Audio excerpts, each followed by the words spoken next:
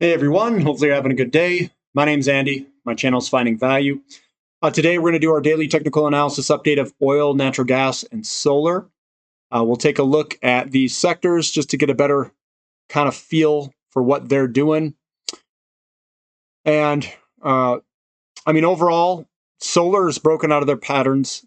It's looking pretty good. Natural gas has bounced off its 50-day, and we'll see that. And oil is right at resistance.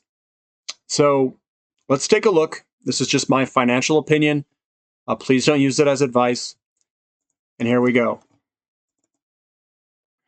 So here's West Texas Intermediate crude. I threw a trend line through here. Looks like we're bouncing off this thing. We could bounce a little bit lower here and do a little bit of a pullback before trying to break out of this resistance line. We're seeing this big sell-off day and the small up days next to it.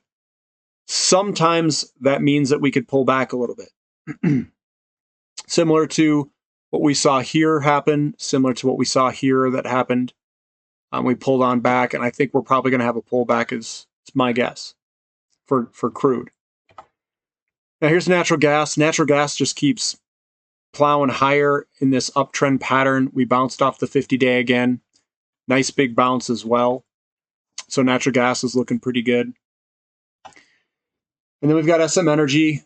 It is right at its resistance, just like oil is. And we'll see if we can break through it. I went from the top here, the top of this guy here. I cut off a little bit there, and that puts us right where we're at. So that's where we're at, is at resistance. We're kind of at resistance for all these. We're coming up into some resistance areas. And once we break through these resistance areas, it's going to be another launching pad. We are going to launch. Callum Petroleum's the same spot, getting into some resistance, kind of a cup and handle pattern. Grand Tira, another cup and handle pattern that's developing. We also have a huge trend line coming through here, and it's right at that spot that we're trying to break through. So it's going to be some resistance trying to get through it at first. Tellurian looks really good. Small little down day, big up days. We broke out of this pattern. Just kidding. We broke out of this pattern here.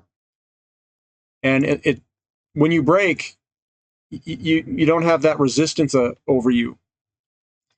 So you get through it, and it can dance around a little bit, but most likely it's going to head on higher. Statistical probability. Tetra Technologies looks like it's heading on higher for an oil service company. Looks pretty good down here. Northern Oil and Gas, you can just see left to right pattern. The pullbacks are pretty muted, nothing too huge. I think it looks fantastic to be in this uptrend like this. Switching gears to TAN. TAN's a solar ETF. I drew the resistance line. We broke through it. Sometimes they pull back and do a retest, and then they take off. We're creating that higher low in here. And Beam already broke its downtrend here. Two little pops. We had a little down day today. Again, it's a small down day, big buying pressure. I think this is going to continue higher probably.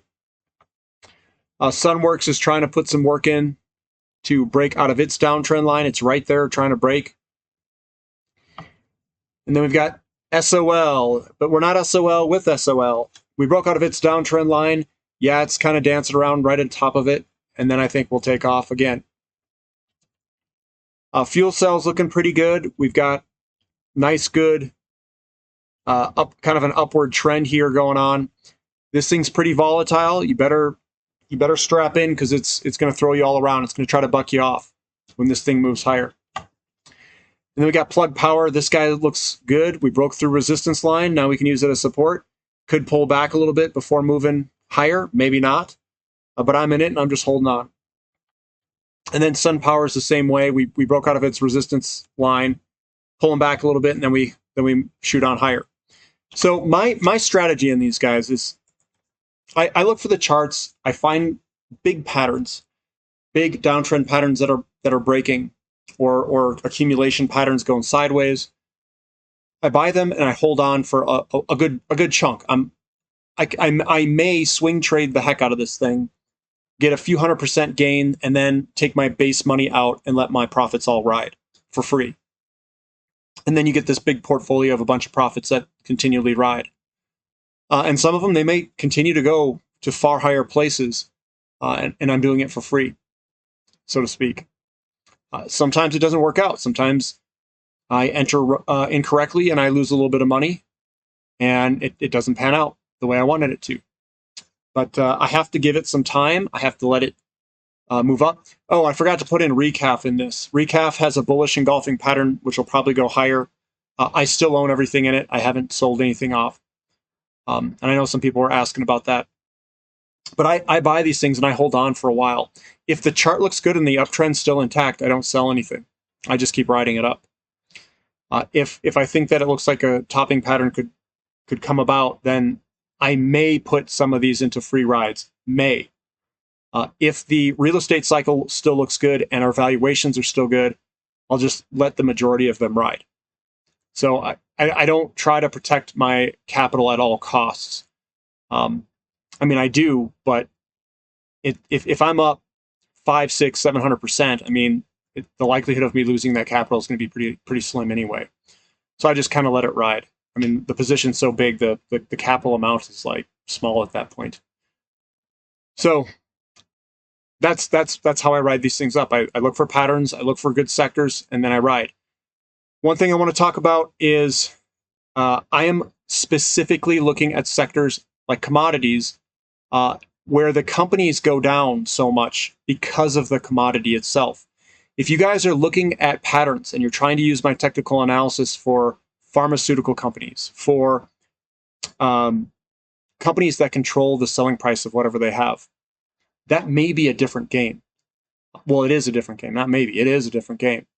If they're way down and there's no crisis that happened, or there's no problem that you know of, and they can control the selling price of whatever they sell, the company's probably just a crappy company. I mean, commodities, they don't control the price of what they sell. So you can get these huge, I mean, very good, very well-run companies get slaughtered to the downside because their commodity gets slaughtered.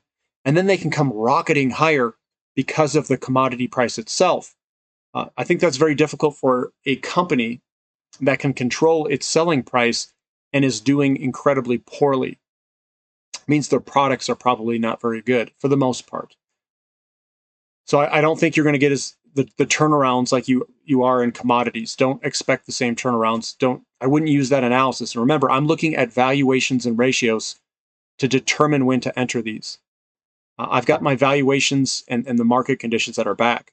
It's on purpose. I'm making this look probably easier than what it is. If you're out there and you're going into other things trying to use technical analysis, just be careful. That's all I'm going to say. If you like this content, give me a thumbs up. Subscribe to the channel if you haven't already. And thanks for listening. This is Finding Value.